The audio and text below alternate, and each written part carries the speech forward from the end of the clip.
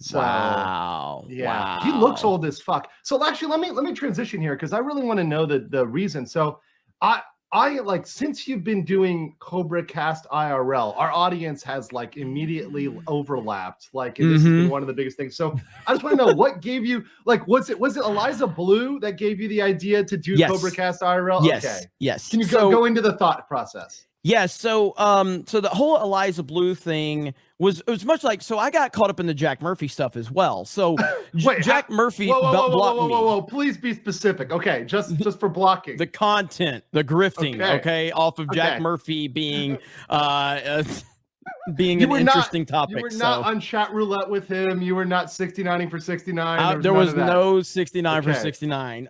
So I covered that a lot. So for some reason, I have nothing against Tim Pool. I like Tim Pool in terms of, I respect what he's done. This has become a meme where I say I respect Tim Pool, because I do respect Tim Pool. I do. I don't really like his content, but I like his show. I don't like him, but I like his show. Does that make sense? Yeah. I think he puts on a good show. He's good at what he does. I don't like his fence riding at all.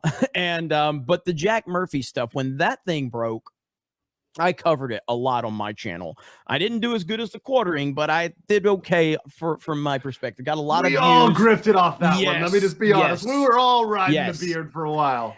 And my big issue with that was that Tim would just never address it, like, at all. And it's like, bro, he was on your show consistently, grifting off your audience. No hate. Number one. It is. Number one guest. Number one.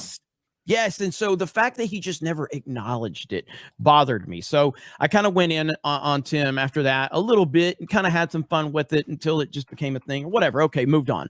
Then the Eliza Bleau thing happened. Now, I have talked a little bit. I know you've talked a little bit about this topic too, and you probably have a lot more insight than I do. But the Andrew Tate situation, I have followed a little bit of the Andrew Tate stuff, and I'm very skeptical of a lot of this stuff based on what I'm seeing and what I'm hearing. And it all goes back to the fact that he got banned from social media, and they never gave a reason why. And I didn't know who he was when that happened. But she was on Tim Pool. Hold on. When he got banned by social media, you did not know. You had never heard about. I didn't know Andrew Tate until he got banned. That's when I learned who he was, and then I realized, like, well, who is this guy? And it made me interested. So I saw like some of his hot takes. I'm like, ooh, this guy, yeah, he really is a misogynist. But then I looked more into his longer form stuff, and I'm like, no, he's not actually. This guy's pretty fucking knows his stuff. He's obviously putting the gimmick on and the manosphere shit, but he's really intelligent. And so anyway. It's kayfabe. You know, if you ever heard of like kayfabe, it's sort of kayfabe. He knows what he's doing to get the clip. He knows to generate the clip, and then he gets you the long form content, and then sell you, right? And then people can argue on the ethics of selling people stuff, right? That's a capitalism argument, right? Is money bad or good? Is there value in something? We can get into that argument, but I mean, he was doing it with a method in mind, and his whole goal was to be famous. He's always expressed that his goal was to be famous, and he accomplished that.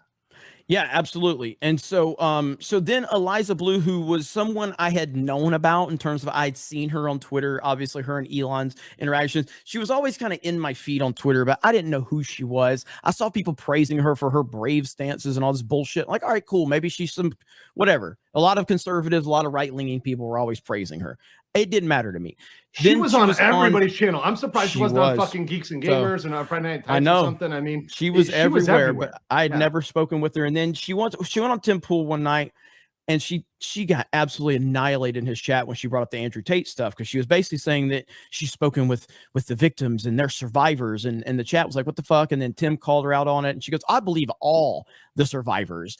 And it just felt really left-wing, Me Too bullshit.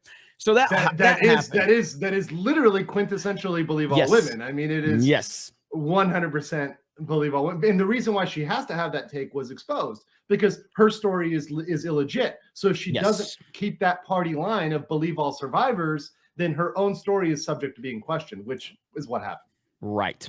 And so I'm watching all this unfold, and then Tim, his whole chat was getting hijacked from people wanting him to talk about the Eliza Bleau thing, and he ignored it. Then he pulled the whole, well, we were going to have the quartering on to talk about it, but he no-showed, so we can't talk about it. I'm like, when the fuck have you ever canceled topics because a guest couldn't show up? That is bullshit. You are lying your ass off. Then he pulled the whole, we're sending our investigative reporter out to talk about it. But then the clips came of Shane Cashman talking with Eliza on the show, and he's like, I love you, Eliza, I respect you. And I'm like, this isn't an investigative reporter, this is a fanboy.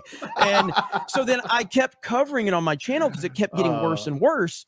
And then it got to a point where I don't remember specifically what happened, but one night I was like, I think I should just do Cobra Cast IRL as a fucking meme, just a one-off, just Cobra Cast IRL. I'm gonna put then one of my followers memed me with the Tim Pool thing with the Jack Murphy beard. I'm like, that's a fucking great thumbnail. Golden. And, it's a golden thumbnail, like right so in the middle. It's everything. So it's Tim Pool, it's the Murphy, and it just and people now know, like, you don't even need to know Murphy anymore. If you see the skunk beard, you know what's up. Like, you immediately know what's going on here. Yes. And so a couple of things were going on at that time. So when I first started Geeks and Gamers, I was the solo person on there, and I did solo live streams, and that's how I built my fan base, and we built the audience. And as the channel grew, I've moved Geeks and Gamers into more of what my bigger vision was, which was not to be Jeremy centric, to be about the team. And through that process over the last couple of years, I feel that I've lost a lot of my personality and my fan base as an individual, and to more build the overall brand, which is always what I wanted to do. But people like Jay, and I'm going to give him credit, Drunk 3PO, he would always tell me, he's like, Jeremy, man, when I followed you in the beginning, you used to annihilate people on Twitter. You used to go live and roast them. And he's, I miss that version of you. I'm like, I know, man, but like, I'm kind of in a different space in terms of like wanting to build the name and everything. But when this Cobra Cast thing happened and the response, like I had like 2,000 people watching that first stream, and people just went crazy, and the memes were rolling in, and the gimmicks were rolling in. And I was feeling that old school kind of 2019 Jeremy mentality. And I saw the response from people. And it's like, guys, do you want me to do this like again? And they were like, yes, please do it again. Do it tomorrow. I'm like, okay. I mean, yeah, I guess I could try to do it one more time. And then I did it again, and 3,000 people showed up. Now, at that time, I was picking up off the Tim Pool stuff because he had shut it down to member chat only. So I was really leaning in. I'm like, you don't have to come to my chat and pay money. You can chat for free, and you can talk shit about me, and just all that. And so now it's kind of leveling out, and we're pulling good numbers. And we've got new artwork, and it's a thing. Like, Cobra Cast is a thing. I probably will drop the IRL at some point because I feel like it's just way too on the nose. But at the same time, maybe I won't, because fuck you, Tim Pool. So I don't know.